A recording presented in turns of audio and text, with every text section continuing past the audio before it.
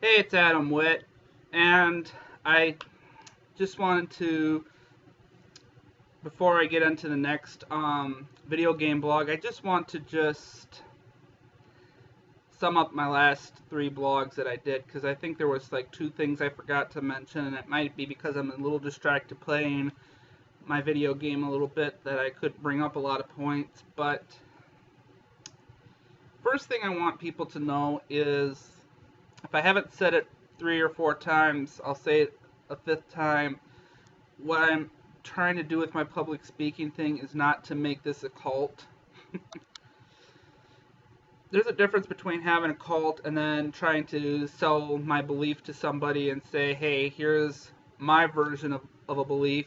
Can you hear it out? And can you try to believe in my belief and stuff? I don't want followers where it's like, oh, with cults where it's like, oh yeah, we have followers, we have people coming around my place all the time following me and stuff like that, and then there's all these sexual rapes and stuff because we're blindsiding people, or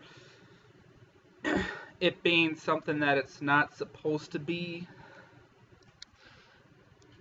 This is supposed to be just one of those things where it's just like, hey, here's my 2 cents on my views and stuff. I have evidence to back up what I'm saying. Can you still support me on this? And if it is a cult, like if people are sitting there like, no, it's a cult, then fine, it's a cult, if you want to put it that way. Because maybe even I don't know if this is a cult or not. I mean, I don't know if it's got the symptoms of it being one. But then if it is going to be one, then it's probably, excuse me, then it's probably one of the best cults out there, because I'm not out here to hurt people or any of that kind of BS. I'm just here to, inform people on not just the drinking and all that other stuff, but it's about the other topics as well, like God and all that stuff. And secondly, I don't want people treating God like he is the big celebrity that he is, like he's Michael Jackson or Bill Cosby type thing, where it's like, oh, these guys can't do anything wrong. They've done so many good things in their one life that they've lived and stuff like that they can't do anything wrong. But then when somebody who isn't as famous and in the spotlight comes up to play and he does something bad, oh, then we should just throw the book at him. I admit that these celebrities have done good things as well as God has done good things. But I think we need to stop putting him on a pedestal and saying that they can't do anything wrong. God has done things wrong. And these celebrities have done things wrong too. Now, whether they're found guilty or innocent, whatever happened and stuff, it's between the victims who got hurt by these celebrities and the celebrity itself. And that's the same thing with God. Whether he is innocent, well, let's say he is. Well, that's between the victims and God. But I have read the Bible. I have seen the world around me and stuff like that. And there's a difference between the celebrities that are out there that have done bad things, and then there's God. There was like about 5-6 people who got hurt. God, on the other hand, there's a lot of people who got screwed over, who got the short end of the stick, who have gone through poverty, went through slavery, went through wars, went through all this stuff, and God did nothing to do anything to intervene, take care of the subject at hand, and make himself known.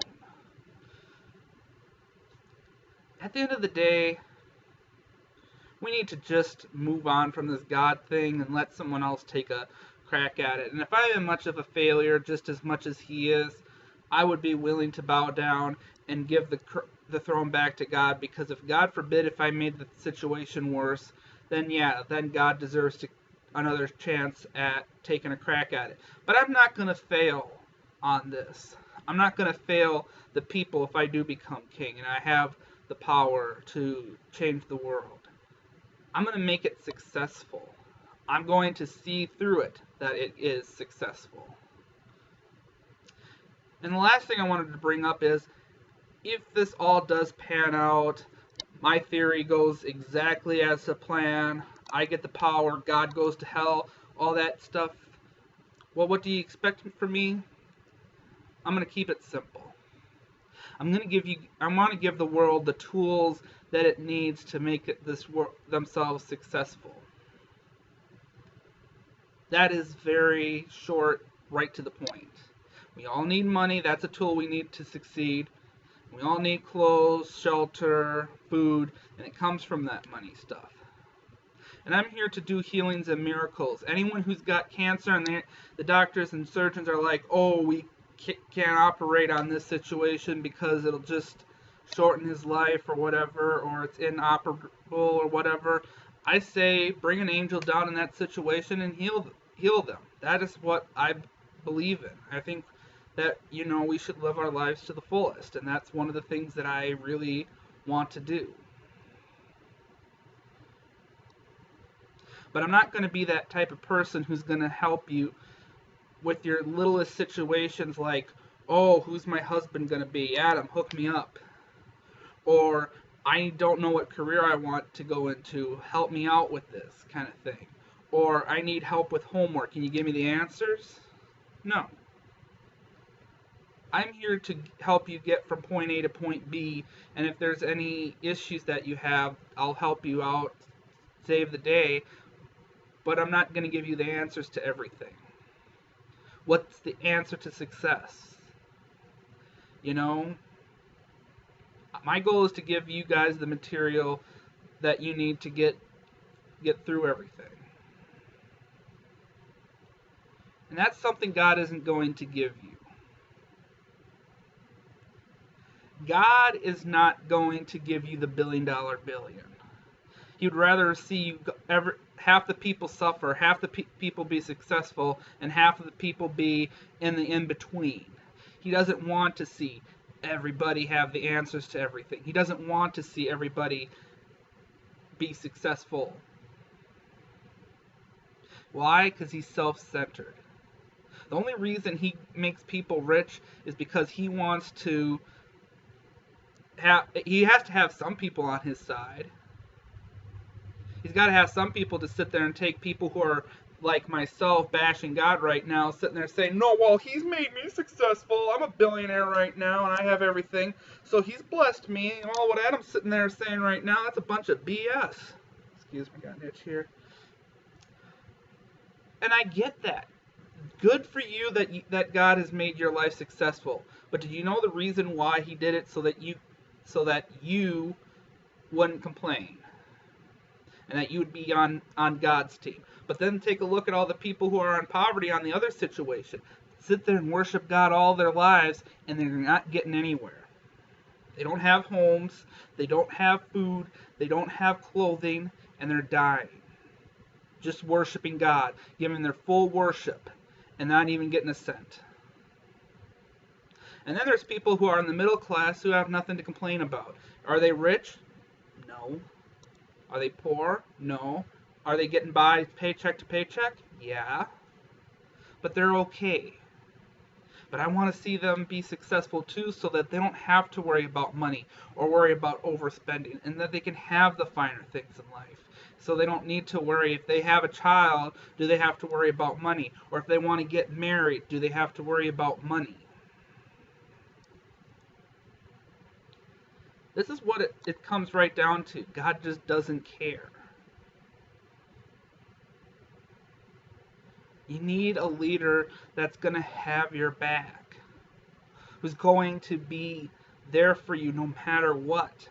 Not to sit there and tap you on the shoulder and say it's going to be okay. You need somebody that is going to put 100% into everything that he's done. And remember that it was the people that created the world, not God. He laid down a foundation. The people made God, and he needs to worship the people. That's the biggest problem that's not going on in the world. We created God, and God isn't repaying his debt to society for us creating him. I don't care what the Bible says. The Bible says that God created the world. He laid down the foundation. That's what the biggest correction needs to be put down. We created the world. We made the buildings. We've replanted the trees that God made and had cut down, not because of God, because I think we've done our fair share of cutting down things and all that stuff, but we keep repopulating the world. We keep things going and whatnot. And it's because of us, we created God. We didn't have to write the Bible. We didn't have to make churches. He owes us the biggest debt in the world. He knows that we've made him. He wouldn't have a foot to stand on if it wasn't because of us. He wouldn't be even existent. Because you want to know something? If it wasn't for us, no one would even know who God was.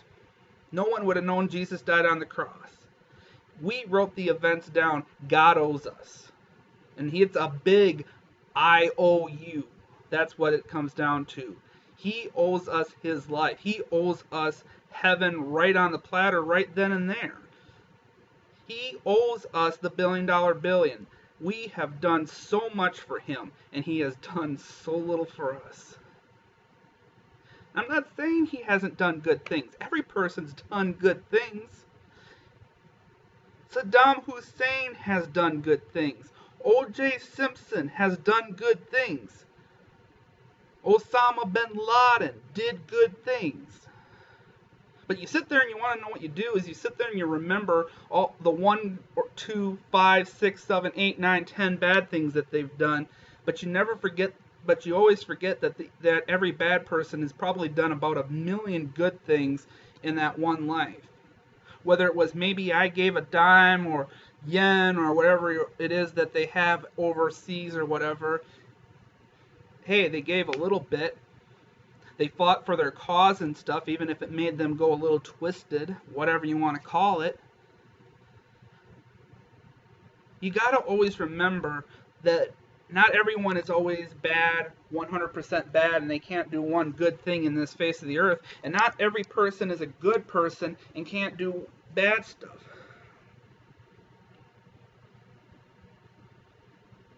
And that's the same thing with God. God has done good things. I won't deny that he hasn't done good things. I am a prime example of God did good things. He has given me a life that I could never imagine. I am blessed. I've also been cursed. My grandma died of cancer, but she lived her life to the fullest, and if I would have told God to do anything different, I would have said, let her die peacefully. Don't let her die because of cancer. Let her die peacefully. But I've been blessed. I've been blessed with a little kid whose name's Sophie. Greatest little thing in the face of the earth. My mom, as much as she can be a pain in the butt now and then, I've been blessed with a good mom who wasn't abusive or treated me like crap. And I've been blessed with good friends. Not just any friends, but the best friends a man can imagine. I've been blessed. I've seen God bless other people. Whether it's money, financially, good friends, a good career, a good marriage, whatever. God bless you, God, that you actually did some good for some people. But God damn it for you to hurt people that didn't do anything but make your career successful.